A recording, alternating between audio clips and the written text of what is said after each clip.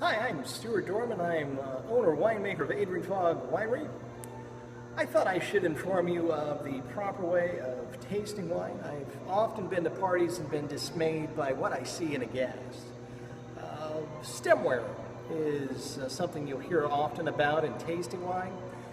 You'll find that true in tasting wine at its best because stems make a difference.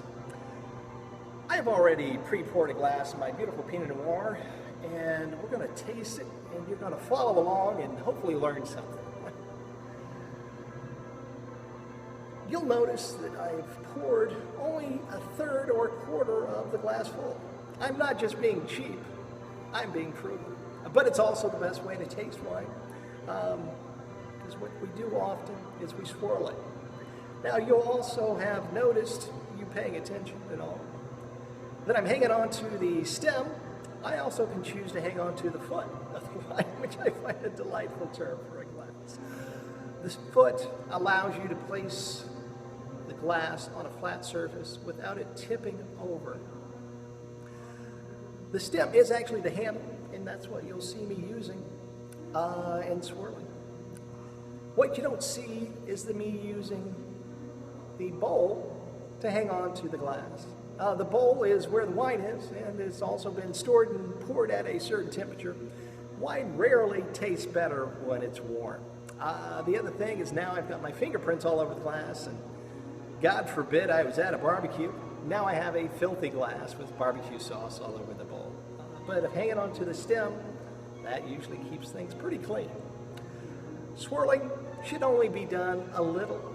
A lot can be nauseating to those around you because you're being kind of stupid. What we look to do is swirl it a little, take a sniff, and what you get should remind you of, in this case, it's strawberries, cherries, plums, and the beach at sunset with someone you're really, really into, and maybe like a bed of roses around you. I mean, that's what I get. Maybe you get something a little different. If that's all right in the nose, by swirling it, you just bring it right into your face. And now we're going to taste it, which is my personal favorite of tasting wine.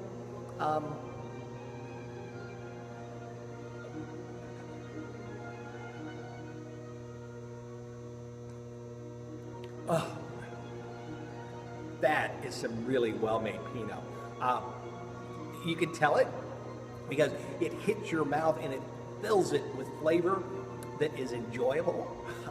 There is that same plum and cherry all there, and it hits you in the beginning and the middle, what we call the palate, which is a fancy word for the tongue area. And then it goes to the back end and you finish the wine, and that's called the finish. And the longer that hangs around and resonates, that should also be really good, and that gives us quality. If you ever have a wine that you notice kind of has a nice aroma or it smells nice, and then you taste it, it really doesn't have a lot to offer, it kind of falls flat on the back, that is called a polite wine that's trying really hard. The good wines are the ones that stick around and really remind you of good things long after they're gone. And again, that's the finish.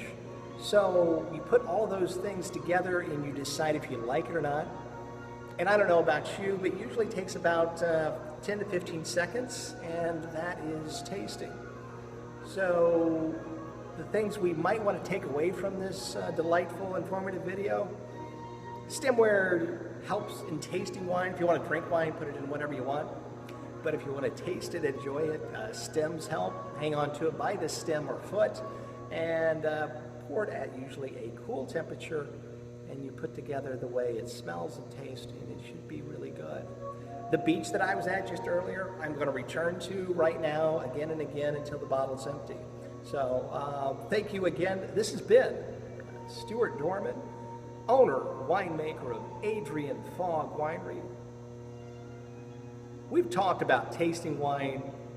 I hope that's what you recall of this video. It was the whole point of the video. And thank you so much for spending your 4 minutes and 55 seconds with me. I hope you have a great afternoon, and anytime you're in my area, please let me know. We would love to have you stop by for a tasting. Thank you again.